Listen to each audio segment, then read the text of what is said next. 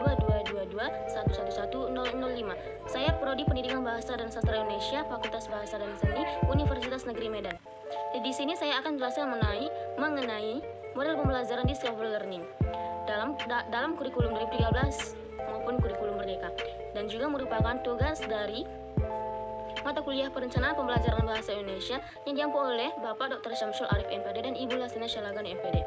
Perlu kita ketahui bahwa model pembelajaran Discovery Learning ini ingin merubah kondisi belajar yang pasif menjadi aktif dan kreatif. Nah, di sini saya akan menjelaskan mengenai pengertian, ciri-ciri, sintaks, kelebihan dan kekurangan dari model pembelajaran Discovery Learning. Nah, sebelum saya memasuki kelima materi tersebut, terlebih dahulu saya akan menjelaskan mengenai model pembelajaran ataupun definisi dari model pembelajaran.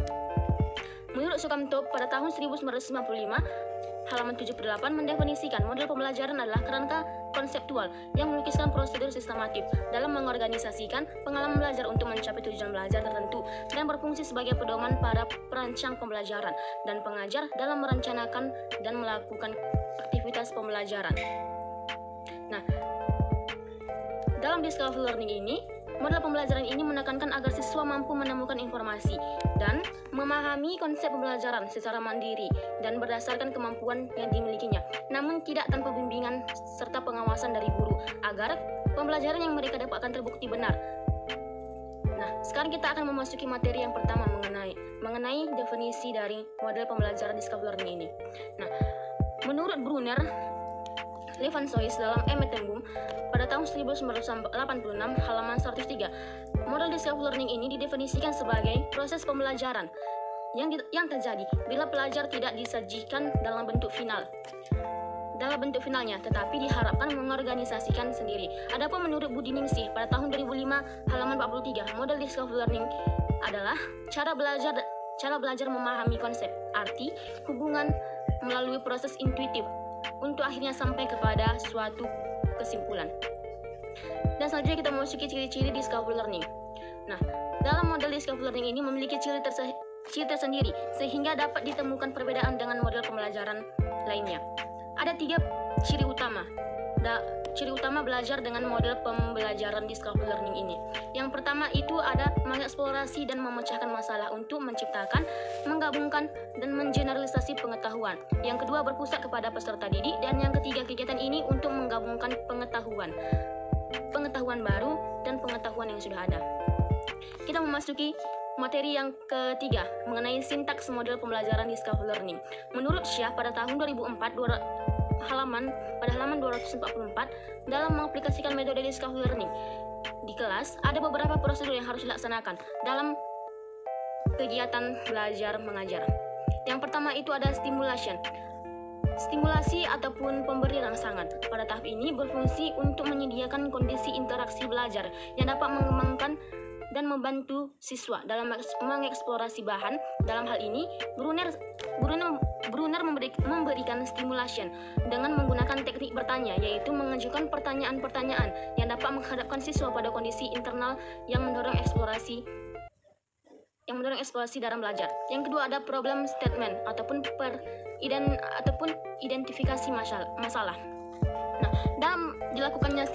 setelah dilakukannya stimulasi, selanjutnya adalah guru memberikan kesempatan kepada siswa untuk mengidentifikasikan sebanyak mungkin agenda-agenda dan masalah yang relevan dengan bahan pelajaran. Kemudian salah satunya dipilih dan dirumuskan dalam bentuk hipotesis ataupun jawaban sementara atas pertanyaan masalah tersebut.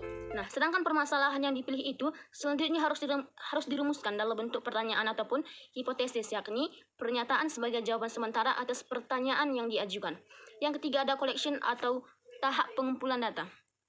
Pada tahap ini berfungsi untuk menjawab pertanyaan ataupun membuktikan benar atau tidaknya hipotesis. Dengan demikian, anak didik diberi kesempatan untuk mengumpulkan berbagai informasi yang relevan, membaca literatur, mengamati objek, wawancara dengan narasumber, uji coba sendiri, dan sebagainya. Yang keempat ada processing ataupun pengolahan data. Menurut Syah pada tahun 2004, halaman 244, pengolahan data merupakan kegiatan pengolahan data dan informasi yang telah dilakukan ataupun yang telah diperoleh para siswa, baik melalui wawancara, observasi, dan sebagainya. Lalu ditafsirkan. Semua informasi hasil bacaan, wawancara, observasi, dan sebagainya, semuanya itu diolah dan diacak diklasifikasikan, ditabulasi, bahkan bila perlu dihitung dengan cara tertentu, serta ditafsirkan pada tingkat kepercayaan tertentu. Kita masuk yang kelima, yaitu verification ataupun pembuktian. Pada tahap ini, siswa melakukan pemeriksaan secara cermat untuk membuktikan benar atau tidaknya hipotesi yang telah ditetapkan ataupun yang telah dilakukan tadi dengan temuan alternatif, dihubungkan dengan hasil data processing. Nah, yang keenam kita masuk generalization, menarik kesimpulan. Ini merupakan tahap yang terakhir dalam proses pembelajaran model pembelajaran self learning. Pada tahap ini, proses penarikan sebuah kesimpulan yang dapat dijadikan prinsip umum dan berlaku untuk semua kejadian atau masalah yang sama dengan memperhatikan hasil verifikasi. Nah, sekarang kita masuk kepada kelebihan discovery learning.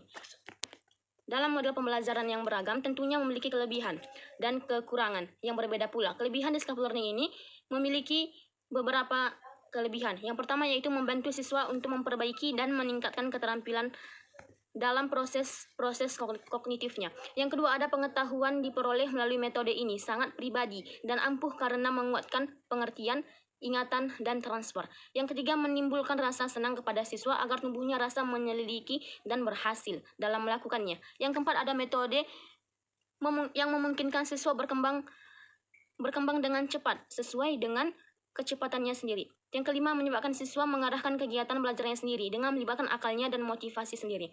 Yang keenam, model ini dapat membantu siswa memperkuat konsep dirinya karena memperoleh kepercayaan yang bekerja sama dengan lainnya. Yang ketujuh, ada berpusat pada siswa dan guru berperan sama-sama aktif dalam mengeluarkan gagasan-gagasannya. Yang kedelapan, membantu siswa dalam menghilangkan sikap skeptisisme ataupun keraguan-keraguannya karena mengarah kepada kebenaran yang final dan tertentu atau pasti. Kita masuk ke dalam kelemahan dari discovery learning. Di samping adanya kelebihan dalam menggunakan model pembelajaran, tentunya akan memiliki kekurangan pula dalam aspek yang lain. Berikut ada kekurangan dalam model pembelajaran discovery learning. Yang pertama, model ini menimbulkan asumsi bahwa ada kesiapan pikiran untuk belajar bagi siswa kurang pandai akan mengalami kesulitan abstrak ataupun berpikir dalam mengungkapkan hubungan antara konsep tertulis atau lisan, sehingga pada gilirannya akan menimbulkan frustasi. Yang kedua, model pembelajaran ini efisien untuk mengajar dalam model pembelajaran ini tidak efisien untuk mengajar dalam jumlah siswa yang banyak karena membutuhkan waktu yang lama untuk membantu mereka menemukan teori-teori ataupun pemecahan masalah lainnya. Yang ketiga, ada harapan-harapan yang terkandung dalam model ini akan kacau jika berhadapan dengan siswa dan guru yang telah terbiasa dengan cara-cara belajar yang lama. Yang keempat, lebih cocok mengembangkan pemahaman, sedangkan dalam mengembangkan aspek konsep, keterampilan, dan emosi secara keseluruhan kurang mendapat perhatian. Sekian pemaparan materi saya mengenai model pembelajaran discovery learning. Semoga bermanfaat bagi penonton